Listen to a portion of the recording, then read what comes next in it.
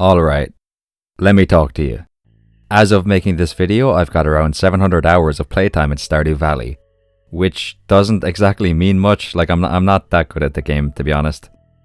But I have learned quite a few things during those 700 hours and the many playthroughs of the game that I've done. Some of these tips focus on the start of the game and will likely be more useful for beginners. But there are also a few tips that can be used in the later stages of the game. So with that being said, I would like to issue a spoiler warning, alright? I will be talking about things that happen later on in the game, just in case you haven't made it that far yet. In this video, I would like to share these tips with you all. Now you may be saying to yourself, hold on, there's already so many videos about Stardew Valley tips and tricks out there. Why should I watch yours? Well, the difference between this video and every other video is... Without any further ado, here are some Stardew Valley tips and tricks I think you should know. During the first year, artichoke seeds can only be purchased from the travelling cart. Pierre will begin to sell them at the start of the second year. However, there is another way to get artichokes during year 1, and it can often be a lot easier than relying on the travelling cart. Simply plant mixed seeds during fall of year 1 and there is a chance they will turn into artichokes. There aren't many uses for artichokes during year 1, but you can use them to make the artichoke dip dish.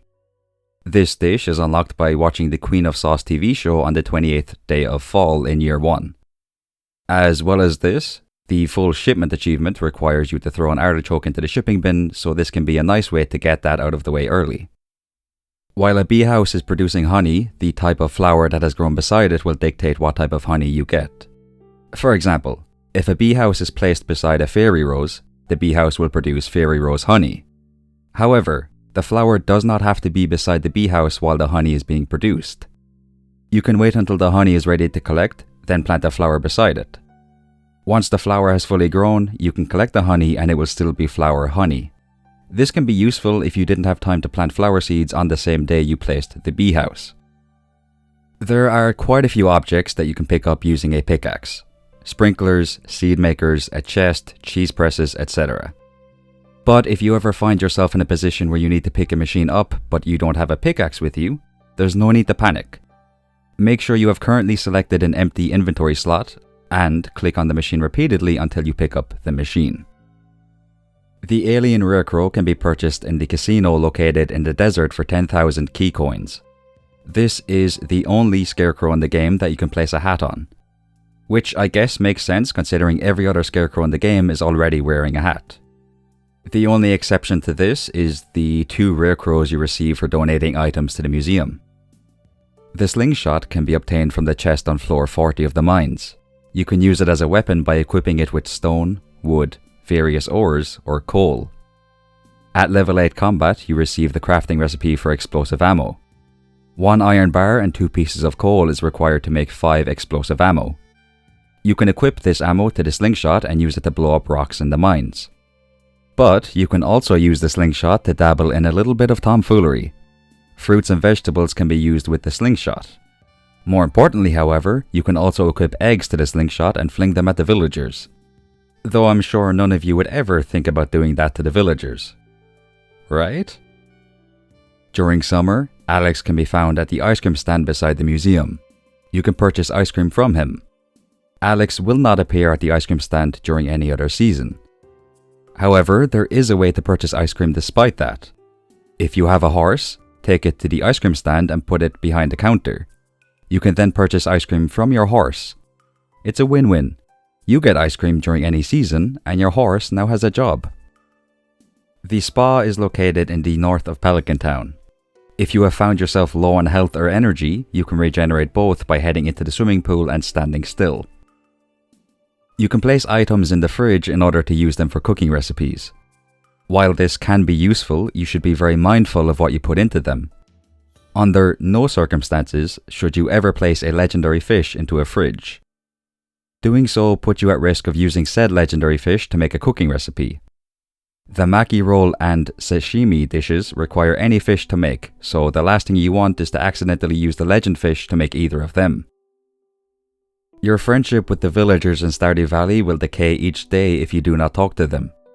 The rate of decay can vary based on a few factors. Villagers who you cannot romance have a friendship decay rate of 2 points per day. Villagers who you can romance but have not given the bouquet to also have a friendship decay rate of 2 points per day. Villagers who you have given a bouquet to have a friendship decay rate of 10 points per day. And finally, the villager you marry has a friendship decay rate of 20 points per day. The good news is, when you achieve maximum friendship with a villager, their friendship will never decay again. The exception to this is the villager you have married. Even if you achieve max friendship with them, you will still lose 20 friendship points if you do not talk to them on any given day. So, make sure to speak to everyone in town as often as you can. The bulletin board outside Pierre's shop contains a calendar which you can use to see when a villager's birthday is or when the next festival is taking place. It can be very easy to forget about this calendar though, which may lead to you missing out on a villager's birthday. Luckily, you can go to Robin's shop and purchase a calendar from her for 2,000 gold. Put this calendar on the wall beside your bed and you can easily check it every morning. This way, you're less likely to forget about anybody's birthday. At a certain point in the game, you will receive the copper pan from a villager named Willy. You can wear this copper pan on your head. This is, without a doubt, the best way to use this item. If you open up your inventory and hover over an item, the golden scroll to the right of your inventory may start flashing. If this happens, it means the selected item can be donated to the community center. One of the most useful buildings to add to your farm at the beginning of the game is the silo. Robin will build it for you in exchange for 100 stone, 10 clay, 5 copper bars, and 100 gold.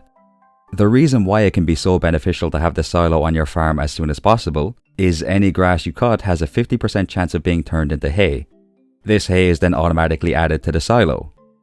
This will give you a bit of a head start when it comes time to feed the animals in your first coop or barn. There are quite a few items hidden in Pelican Town and the surrounding areas that you may not be aware of. First, we have the 3 hidden statues. The Pinky Lemon statue can be acquired by bringing a duck mayonnaise to the saloon. Simply place it inside the box in the little storage room on the right to receive the statue. The HMTGF statue can be found in the fenced off area above the blacksmith's shop. Place a super cucumber into the box located here to receive this statue. Finally, the Farogimon statue can be acquired by placing a strange bun into the toy box in Vincent's room. Next we have the Junimo plushie. Head to the playground area on the 28th day of any season. Once you are here, interact with the bush in the top center of the playground to receive the Junimo plushie. Something important to bear in mind for this one is that you must interact with the bush at exactly midday, or 12 PM.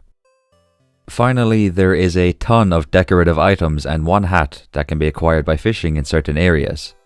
The following are all of these items. The first item can be found if you choose to play on the beach farm. Head to the bottom left of the farm and go fishing here to receive the boat painting. There is a fountain near the community center. Going fishing at this location will give you the opportunity to receive the decorative trash can. Now, if anybody visits your farm, you can say, "Behold, trash can," and show them your beautiful decoration. In the northern section of Ginger Island, there is a river you can go fishing in. You can receive the foliage print by doing this. In the west of Ginger Island, you can find a cave to the right of your farmhouse. Fishing in this cave will allow you to receive the frog hat. In the east of Ginger Island, you can find the Pirate Cove. By fishing in this location, you can receive the Gourmand frog statue. I definitely mispronounced Gourmand. There's a picture, you'll see it anyway on screen, you'll know what I'm talking about. Alright, so this next one is a bit of a doozy, so strap in. At the very bottom of Cindersap Forest is the entrance to the sewers. By standing just outside the entrance, you can cast your rod into the water in front of you. Doing this while you have a fishing level of 15 or more will allow you to catch the Iridium Crobus statue. Reaching a fishing level of 15 does require a bit of effort, however. The easiest way to do this, in my opinion, of course, is to collect 100 golden walnuts on Ginger Island, giving you access to Mr. Key's walnut room. With this room unlocked, you can begin doing special orders for Mr. Key, which will reward you with key gems. You can use 10 key gems to purchase 10 key seasoning. Next, we need to get the ingredients to cook the seafoam pudding dish. First, you need a flounder. This fish can be caught at the ocean during spring and summer. It can also be caught on Ginger Island during any season. The second item you need is the midnight carp. This can be caught during fall and winter at the mountain lake and at the pond in the forest. Again, it can also be caught on Ginger Island during any season. Finally, you need squid ink. There are multiple ways of acquiring this item.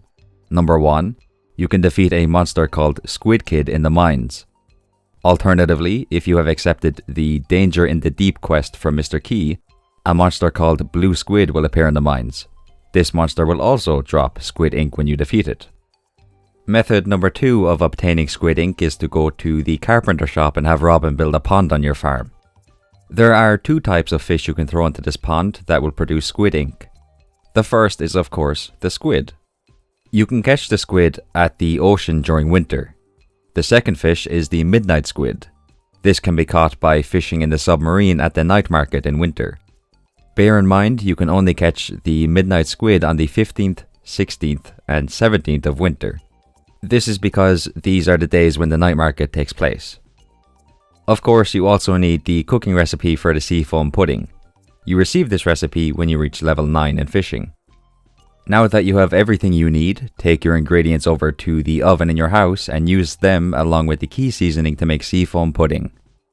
Assuming you are level 10 in fishing, eating this will boost your fishing level all the way up to 15, allowing you to catch the Iridium Crobus statue. After completing the community center or completing the Joja route, you will gain access to the back room of Willie's shop. Going fishing in this room will give you the Lifesaver decoration. There is a volcano located on Ginger Island. This volcano functions similarly to the mines in the sense that there are floors you can go through. Floor 10 is the final floor of the volcano dungeon.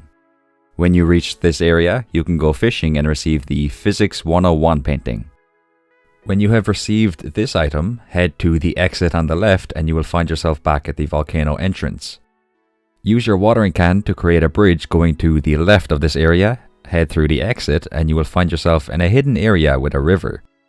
You can obtain the squirrel figurine here. At the bottom of the desert you can find a pond. This pond contains the pyramid decal. Fishing in the little pond outside the spa will give you the Vista painting. Finally, enter the secret woods and make your way to the pond on the far left.